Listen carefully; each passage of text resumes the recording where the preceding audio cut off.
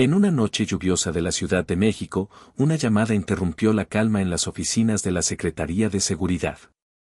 No era una alerta más, sino el inicio de una historia que estremecería a la capital. Del otro lado de la línea, una voz nerviosa mencionó el nombre de un joven cadete desaparecido, Miguel Darío Becerra Chávez, estudiante de la Escuela Médico Naval.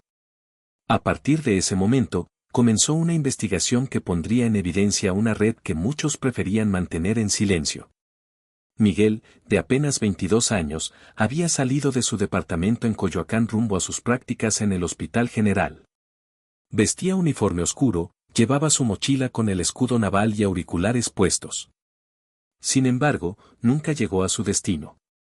Su celular se apagó a las 9:32 de la mañana y las cámaras de seguridad lo captaron siendo seguido por una camioneta sin placas. Desde ese instante, su nombre se sumó a la lista de los desaparecidos en circunstancias que nadie puede explicar con tranquilidad. Lo que parecía una desaparición más se convirtió en una operación de alto riesgo. Las primeras indagatorias revelaron patrones que coincidían con otros casos recientes: jóvenes reclutados mediante falsas ofertas de empleo, interceptados y obligados a trabajar para organizaciones criminales. Pero este caso era distinto. El desaparecido no era un civil común, sino un estudiante naval, protegido por una institución que presume disciplina y honor. Y cuando la institución calla, el silencio huele a poder. Las autoridades, encabezadas por Omar García Harfuch, comenzaron un rastreo detallado. Cadenas de llamadas, ubicaciones cruzadas, registros de vigilancia privada y testimonios de vecinos. Todo apuntaba a un punto ciego en el mapa, una zona donde las cámaras dejaron de funcionar exactamente en el minuto en que Miguel desapareció. Un apagón digital premeditado. Una mano invisible controlando la escena. Mientras la familia pedía ayuda frente a las oficinas de la Fiscalía, el comandante Harfuch decidió mover a su equipo. No sería una búsqueda ordinaria. En su experiencia, los casos más oscuros no comienzan con disparos, sino con silencios cuidadosamente planeados. Lo que estaba a punto de descubrir no solo pondría en jaque a las autoridades capitalinas, sino también a una red médica paralela que había estado operando en las sombras. Esta historia no trata solo de un joven desaparecido. Es la radiografía de una ciudad donde el crimen y la burocracia se confunden. Donde los uniformes ya no garantizan protección y donde las familias viven entre la esperanza y el miedo.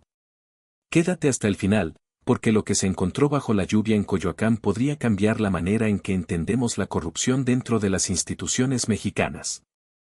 Suscríbete, comenta tu opinión y comparte este video. Porque lo que estás a punto de escuchar no es una ficción, es la verdad que muchos quieren enterrar. Eran las 9:30 de la noche cuando el comandante Omar García Harfuch llegó al centro de operaciones temporal montado dentro de la Fiscalía de la ciudad. Sobre la mesa metálica descansaba la ficha de búsqueda recién impresa. En la fotografía, un rostro joven, sonrisa leve, cabello corto y una cicatriz pequeña en la cabeza. Abajo, el nombre que desde esa noche quedaría grabado en los expedientes más delicados de la Secretaría: Miguel Darío Becerra Chávez.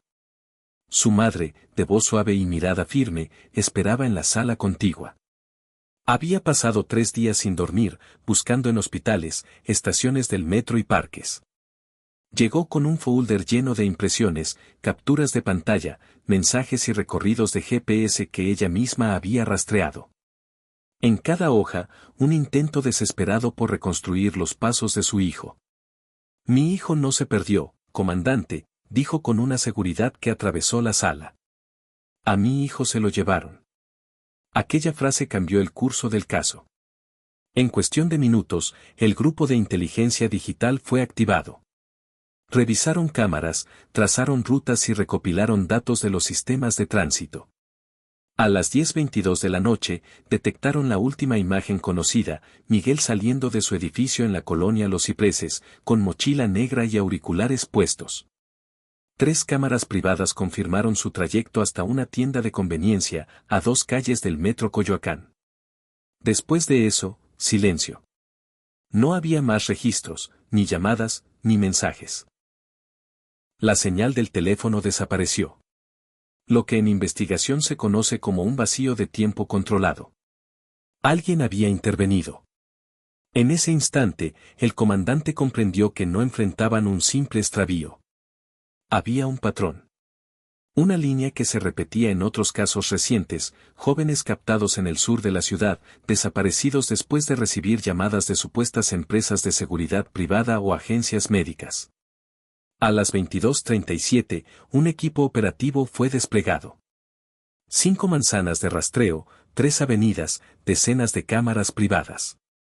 Los agentes caminaron entre calles mojadas, revisando postes, azoteas y tiendas cerradas.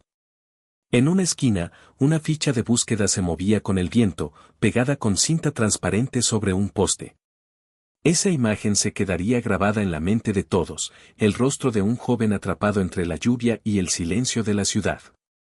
Poco después, una de las cámaras de un taller mecánico cercano mostró algo nuevo. A las 6:49 de la mañana, un vehículo oscuro, sin placas visibles, se detuvo junto a la banqueta. En 3 segundos, una figura fue empujada hacia adentro y la camioneta arrancó sin luces. Era él. Misma estatura, misma mochila, misma chamarra. La grabación fue suficiente para cambiar el estatus del caso, de desaparición voluntaria a privación de libertad. Harfuch pidió el video original, cuadro por cuadro. En su experiencia, sabía que cuando una cámara deja de grabar justo en el momento clave, no es casualidad. La tecnología también se manipula, y en la capital hay quienes controlan más que las calles. El expediente de Miguel se convirtió, en pocas horas, en un tema reservado. Y mientras la ciudad dormía, los equipos trabajaban en silencio, sabiendo que lo que se había destapado podía alcanzar a sectores muy por encima del nivel operativo.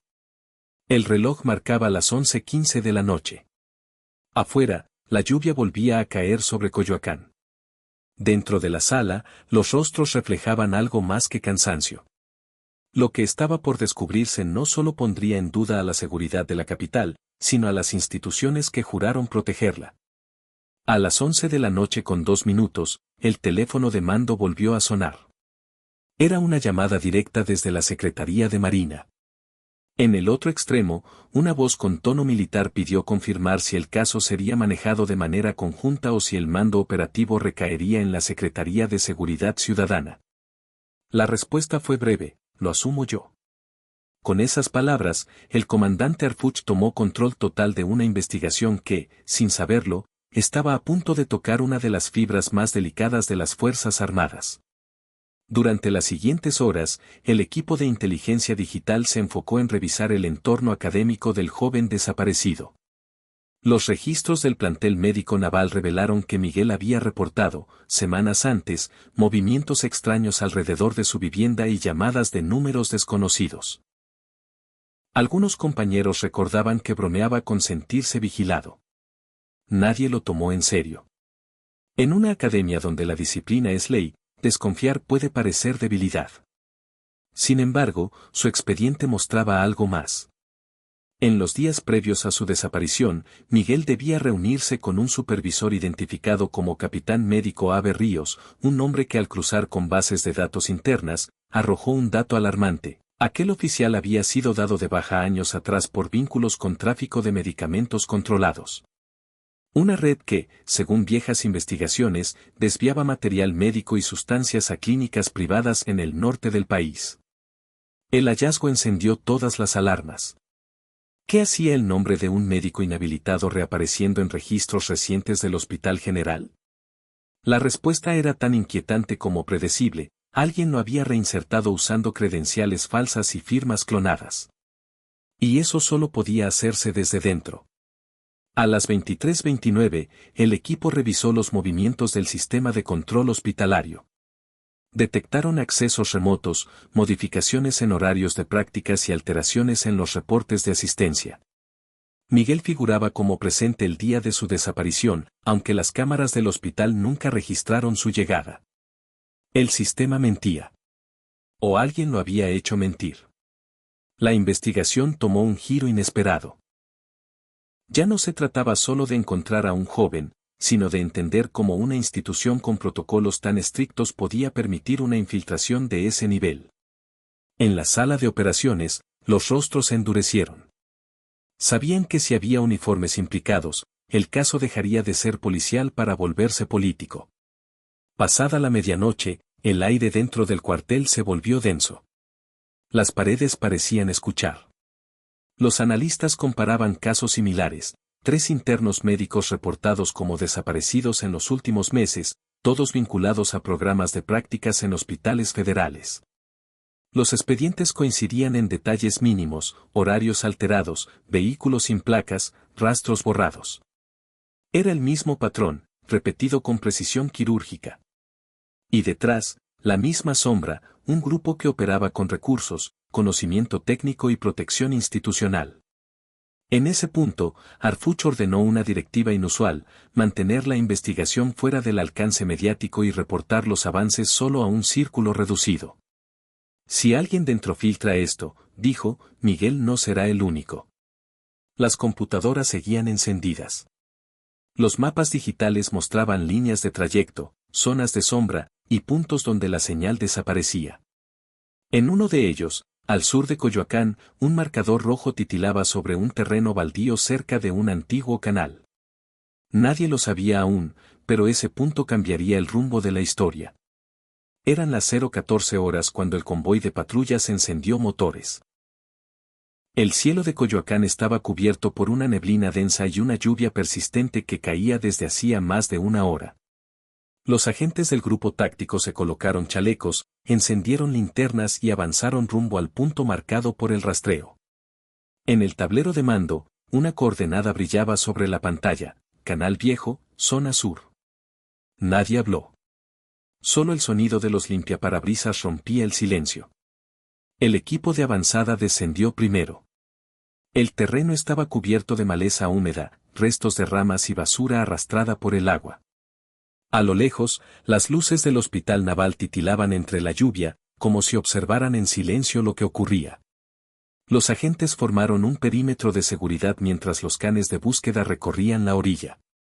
Fue uno de ellos, un pastor belga adiestrado para rastreo de restos humanos, quien se detuvo frente a un grupo de arbustos y comenzó a ladrar. A los pocos segundos, el detector marcó una señal. Entre la tierra removida, los uniformados hallaron una placa metálica doblada, cubierta de lodo. Al limpiarla, el número grabado coincidió con el registro naval de Miguel Darío. La reacción fue inmediata. El hallazgo confirmaba que el joven había estado ahí, y que alguien quiso borrar las pruebas con prisa. La placa había sido arrancada de su cadena a la fuerza. A unos metros, bajo una lámina oxidada, encontraron una mancha de sangre seca. Era poca, pero suficiente para indicar que la zona había sido utilizada como punto de traslado o contención. La lluvia comenzó a intensificarse, convirtiendo el terreno en un lodazal. Las luces de los reflectores se reflejaban sobre el agua, creando un ambiente espectral. La madre de Miguel, que había permanecido cerca del operativo, fue apartada por los agentes al confirmarse el hallazgo. Cuando la placa fue puesta sobre la mesa de identificación, la mujer rompió en un llanto silencioso, sin gritos ni fuerza, solo un sonido seco que heló la sala entera. A esa hora, ya nadie dudaba de que estaban frente a un caso de desaparición forzada. Harfuch observó el rostro de la madre y luego la placa. Sabía lo que eso significaba, el siguiente paso era escarbar en las aguas turbias del canal. Pidió refuerzos, buzos, perros de rastreo y unidades forenses. Nadie debía filtrar información. La orden fue clara, esto no sale de aquí. No hasta saber qué hay bajo el agua. A las 0:37, el equipo táctico comenzó a desplegar reflectores sobre la zona. El aire olía a petróleo, a vegetación podrida y a miedo. En la distancia, el ulular de las sirenas mezclado con el murmullo de la lluvia creaba una atmósfera que parecía sacada de una pesadilla. Los agentes se movían en silencio, sabiendo que cada paso podía revelar algo que nadie quería encontrar. La ciudad, apenas a unos metros, seguía viva, los cafés cerraban, los autos pasaban ajenos, los noticieros de medianoche hablaban de política. Nadie imaginaba que, mientras tanto, en un rincón olvidado de Coyoacán, se desarrollaba una operación que podía exponer una red que cruzaba uniformes, hospitales y laboratorios.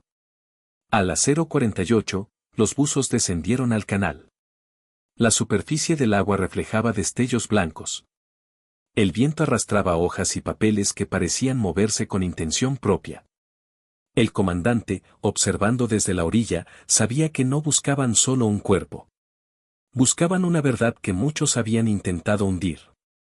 A la 1:16 de la madrugada, los buzos descendieron al canal.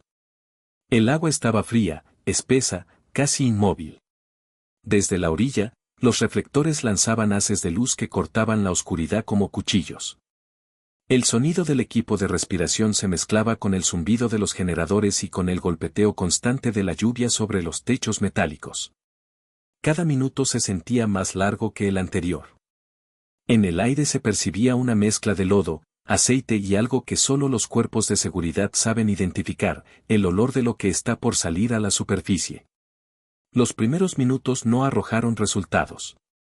Pero a la 1:34, uno de los buzos emergió con un objeto en la mano. Era una mochila negra, empapada y cubierta de barro. La colocaron bajo una lona, con extremo cuidado.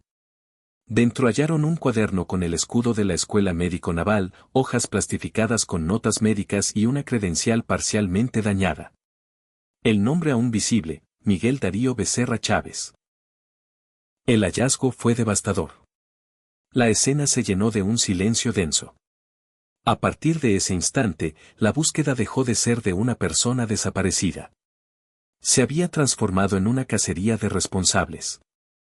Harfuch ordenó ampliar el perímetro de rastreo y mantener a los medios fuera de toda actualización.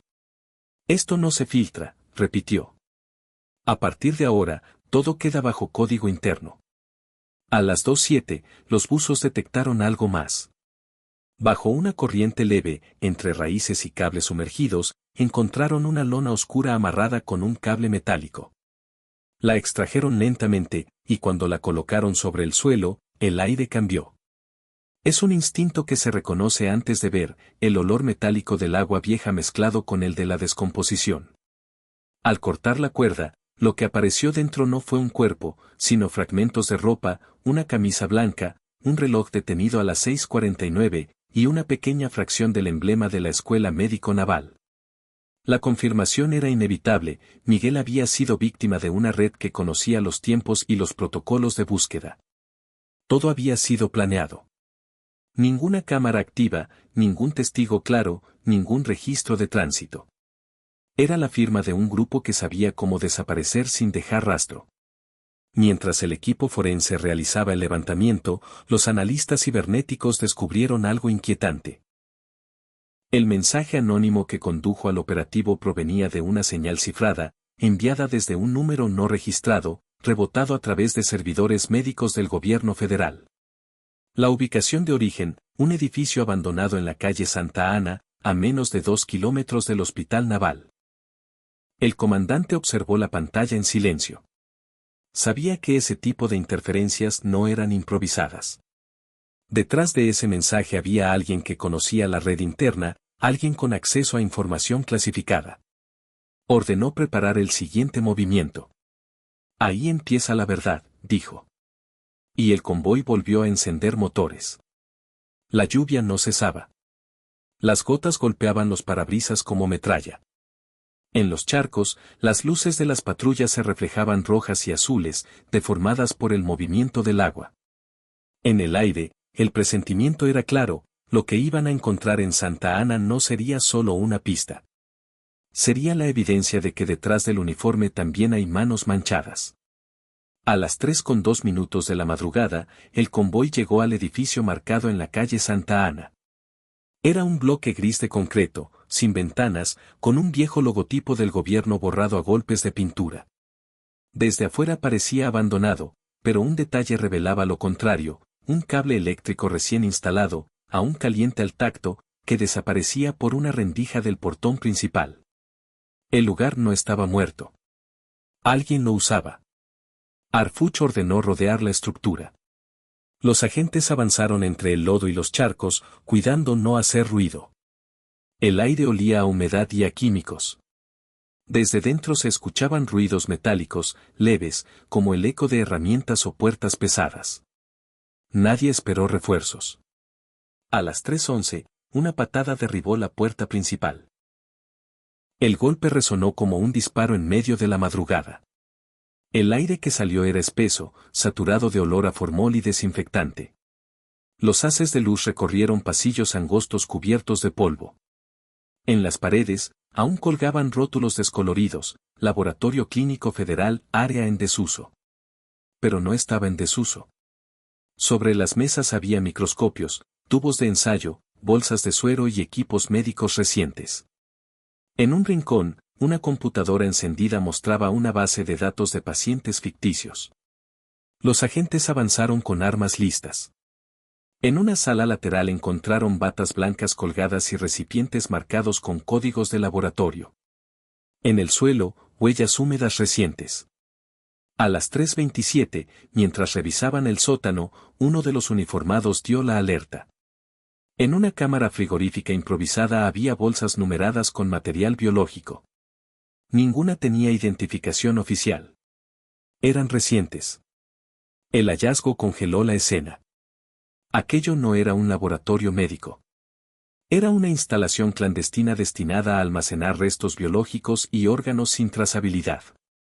A su lado, una caja metálica contenía uniformes doblados con precisión quirúrgica. En uno de los bolsillos, una credencial deteriorada con el nombre Miguel Darío Becerra Chávez. El silencio duró varios segundos. Luego, el comandante dio una sola orden: sellar todo. Nadie debía entrar ni salir. El sitio se convirtió de inmediato en una escena de crimen federal. Los analistas cibernéticos comenzaron a revisar el sistema encendido. Lo que encontraron terminó por confirmar las sospechas. Dentro de los archivos, había registros de transferencias electrónicas hacia clínicas privadas ubicadas en el norte del país, así como reportes de donaciones de tejidos y operaciones de trasplantes sin documentación legal. En los encabezados de correos internos aparecía el mismo nombre que ya había surgido días atrás: Capitán Médico Ave Ríos. El rompecabezas empezaba a cerrar. Miguel había desaparecido porque descubrió lo que no debía: un circuito clandestino de extracción y tráfico de material biológico protegido desde dentro de la estructura médica militar. Y alguien, para evitar que hablara, lo había eliminado. En el ambiente se sentía una mezcla de triunfo y rabia. Triunfo por haber encontrado el punto central de la red. Rabia por confirmar que la traición no venía de la calle, sino del uniforme. Los agentes se miraron en silencio, conscientes de que lo hallado aquella noche no solo exponía una red criminal. Exponía una fractura institucional. Eran las 3:46 cuando el equipo forense comenzó a etiquetar evidencias. Afuera, la lluvia seguía cayendo sin pausa. En la pantalla del sistema confiscado, un último archivo aparecía abierto: Protocolo de extracción, sección A. La fecha, 20 de octubre. El mismo día en que Miguel desapareció. A las 3:53 de la madrugada, el silencio del laboratorio era absoluto. Los reflectores proyectaban sombras largas sobre las paredes húmedas, y el aire olía a una mezcla insoportable de químicos, miedo y traición. En el monitor principal, los analistas de ciberseguridad terminaron de abrir los últimos archivos ocultos. Lo que apareció en pantalla heló a todos los presentes.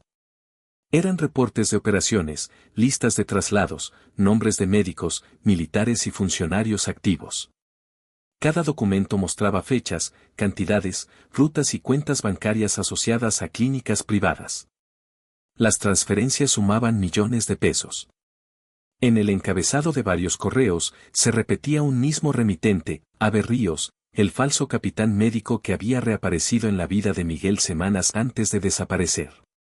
Los investigadores no tardaron en conectar los puntos. La red no era reciente. Llevaba años operando bajo la cobertura de programas médicos y convenios de colaboración entre instituciones. Utilizaban hospitales públicos como fachada, desviaban material biológico y lo enviaban a laboratorios clandestinos, donde era procesado para el mercado ilegal.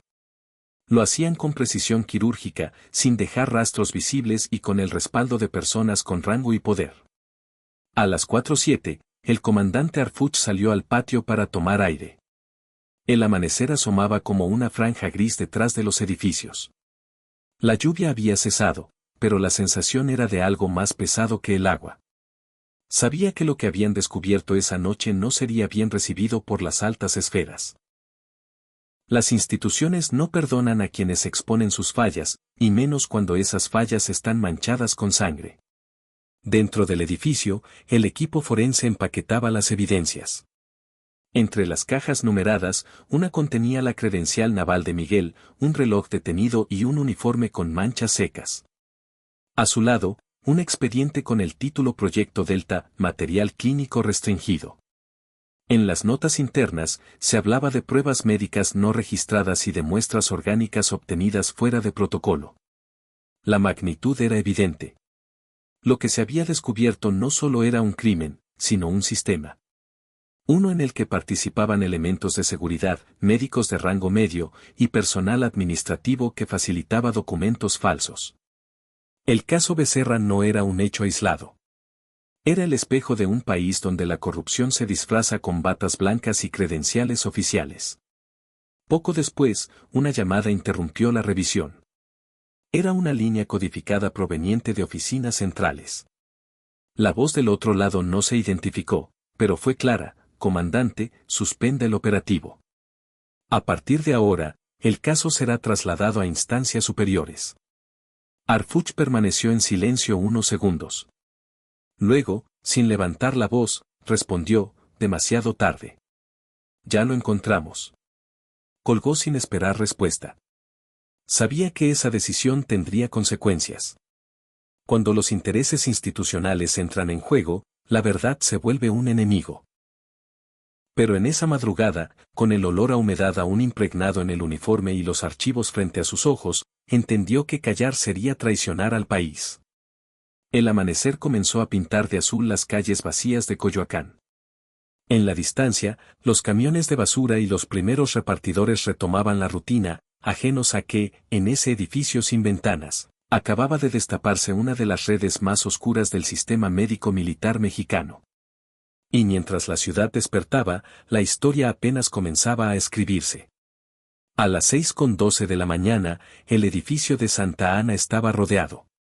El sol apenas despuntaba entre las nubes grises, y los agentes del Ministerio Público Federal ya habían llegado para tomar el control.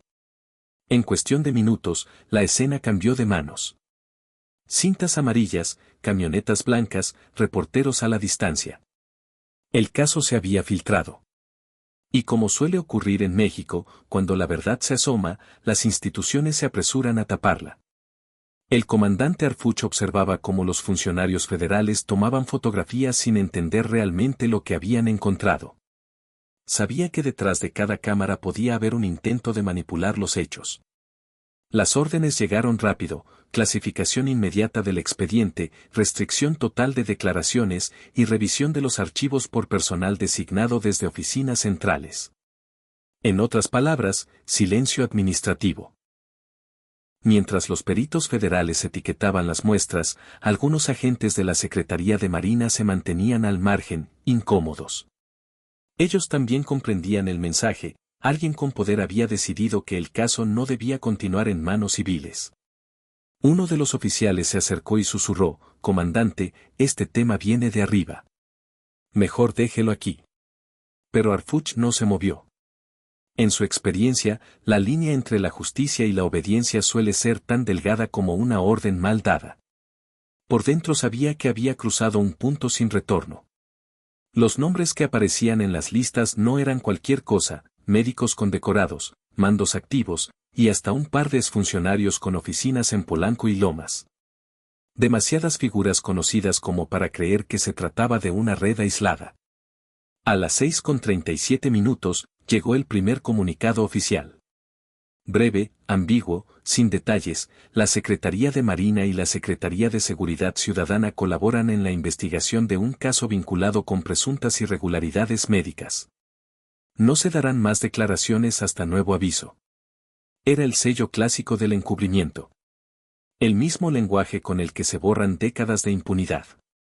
Los medios comenzaron a reportar la desaparición de un cadete naval y el hallazgo de indicios en un inmueble abandonado. Ninguno mencionó la palabra tráfico biológico. Ninguno habló de las transferencias bancarias, ni de las credenciales falsas, ni de los nombres que aparecían en los correos. La historia, una vez más, se estaba reescribiendo antes de llegar a la verdad. Esa mañana, mientras la lluvia se disipaba, el convoy fue retirado del lugar. Harfuch permaneció unos segundos frente al edificio, observando cómo los sellos oficiales cubrían la entrada. Detrás de esas paredes quedaba todo, las evidencias, las pruebas y quizás las respuestas que el país merecía. En el trayecto de regreso, el silencio dentro del vehículo era total. Nadie hablaba. Todos sabían que lo descubierto esa noche no sería noticia, sino archivo clasificado. Pero lo que no sabían era que alguien, dentro de la propia estructura, había hecho una copia del sistema. Los archivos, las transferencias y los nombres habían sido resguardados antes de que los federales llegaran. A las 7:04 de la mañana, un correo encriptado fue enviado desde una dirección anónima. Destinatario, Unidad de Investigación Interna. Asunto, no callen por miedo.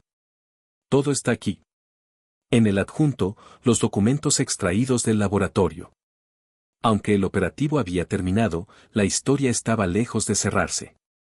Lo que venía ahora sería una batalla silenciosa entre quienes querían enterrarla y quienes estaban dispuestos a exponerlo todo. Pasaron solo 2 días antes de que la calma se rompiera. Un noticiero matutino filtró fragmentos de la investigación. Fuentes anónimas confirman que se hallaron restos humanos y material médico en un inmueble vinculado a la Marina. No mencionaron nombres, pero el eco fue inmediato. En redes sociales comenzó a circular la etiqueta #Caso Becerra, acompañada de imágenes del canal de Coyoacán y frases como "¿Dónde está Miguel?" y "La Marina calla". El gobierno reaccionó de forma predecible. A media mañana, la Secretaría de Marina emitió un segundo comunicado negando cualquier vínculo institucional y advirtiendo sobre información manipulada con fines de desinformación. Sin embargo, el daño ya estaba hecho. Lo que durante días se mantuvo oculto, comenzaba a filtrarse entre los pliegues de la opinión pública. Dentro de las oficinas de la Secretaría de Seguridad, la presión era palpable. El caso Becerra se había convertido en un riesgo político. Había llamadas de altos mandos, advertencias verbales y mensajes en clave. Algunos solicitaban prudencia, otros, silencio. Pero el comandante Harfuch no era ajeno a esos movimientos. Había vivido suficientes encubrimientos para reconocer uno en marcha. Esa tarde, su equipo comenzó a recibir llamadas anónimas, mensajes sin remitente y correos con amenazas veladas. Uno de ellos contenía una sola frase: "Deje esto antes de que haya otro desaparecido". El mensaje provenía de un servidor interno del gobierno. No era un grupo criminal. Era el propio sistema defendiéndose. A pesar de la tensión, una fuente dentro de la fiscalía decidió romper filas. Filtró a un periodista independiente los documentos cifrados recuperados del laboratorio. Los correos, las transferencias y los nombres comenzaron a circular discretamente entre reporteros de investigación. Las pruebas eran tan contundentes que varios medios internacionales mostraron interés. Lo que hasta entonces parecía un caso local, amenazaba con volverse un escándalo nacional. Mientras tanto, la familia de Miguel seguía afuera de la fiscalía, aferrada a la esperanza. La madre, agotada pero firme, declaró ante las cámaras: "No quiero venganza, quiero justicia. Mi hijo no se fue solo. Alguien con poder decidió que debía desaparecer". Esa frase se viralizó. En pocas horas, la sociedad civil organizó protestas y vigilias. Las velas se encendieron frente al Hospital Naval y el Canal Viejo de Coyoacán se convirtió en símbolo de indignación. Pero dentro del sistema, el movimiento era otro. Se iniciaron auditorías internas y traslados de personal. Algunos agentes fueron reasignados, otros, cesados sin explicación. Las pruebas que comprometían a mandos militares comenzaron a desaparecer de las bases oficiales. El correo anónimo que había revelado la información fue eliminado del registro. Sin embargo, los archivos ya estaban en manos seguras. A las 22:19 de esa noche, el comandante recibió una llamada.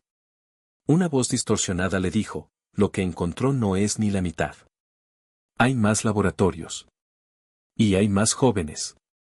Luego, la línea se cortó. Harfuch permaneció en silencio, mirando la ciudad desde su oficina. Afuera, el tráfico seguía, la lluvia regresaba, y el eco de los noticieros llenaba el aire. En algún punto, entendió que la verdad no siempre se gana con armas, sino con resistencia. El caso Becerra se había convertido en algo más que una investigación. Era un espejo del país, una historia de poder, silencio y valor. Y aunque los nombres comenzaban a borrarse de los documentos oficiales, el relato ya estaba escrito en la memoria colectiva. El amanecer de aquel martes llegó con un cielo opaco y un aire pesado sobre la ciudad. Las luces de las patrullas se apagaban una a una frente al canal viejo de Coyoacán, mientras el agua seguía corriendo silenciosa, arrastrando ramas y hojas como si nada hubiera ocurrido. Pero algo había cambiado. Bajo esas aguas no solo se había encontrado evidencia de un crimen. Se había revelado un pedazo de la podredumbre que carcome las entrañas del sistema. Miguel Darío Becerra Chávez ya no era un número en la lista de desaparecidos. Su nombre se había convertido en una advertencia. En los días siguientes, ninguna autoridad volvió a hablar del tema. Los comunicados fueron breves, fríos, llenos de tecnicismos. El expediente desapareció de las plataformas oficiales. Y aunque se prometió una investigación profunda y transparente, no hubo ni detenidos ni responsables identificados. La versión pública se redujo a una sola frase: no se descarta ninguna línea de investigación. Sin embargo, fuera de los despachos, la historia seguía viva. Cada noche, la madre de Miguel regresaba al canal con una vela encendida y la placa metálica que los agentes le devolvieron. En ella, una sola palabra: valor. La colocaba en la orilla y se quedaba en silencio, mirando el reflejo del agua. Su gesto se convirtió en símbolo. Las redes sociales multiplicaron su imagen, y cientos de familias comenzaron a compartir las fotos de sus hijos desaparecidos con la misma palabra grabada: valor. El comandante Harfuch, por su parte, fue trasladado temporalmente a otra área. Oficialmente por reestructuración. Extraoficialmente, por no callar. Pero los archivos que su equipo resguardó siguieron circulando en secreto. Copias cifradas que mostraban lo que todos intuían: que los laboratorios clandestinos no eran únicos, que existían más sedes, y que cada una operaba con respaldo dentro de alguna dependencia. La verdad, como el agua del canal, siguió su curso. Lentamente, sin hacer ruido, pero imparable. Los nombres de los involucrados fueron borrados de los registros, las notas se diluyeron en los noticieros y las portadas cambiaron de tema. Pero para muchos mexicanos, el caso Becerra marcó un antes y un después. Porque más allá de la política, el uniforme o los comunicados, la historia de Miguel representa algo más profundo: la fragilidad de un país donde el valor de decir la verdad puede costarte la vida. Donde la justicia se esconde entre archivos sellados y laboratorios vacíos. Donde las madres tienen que hacer el trabajo que las instituciones abandonan.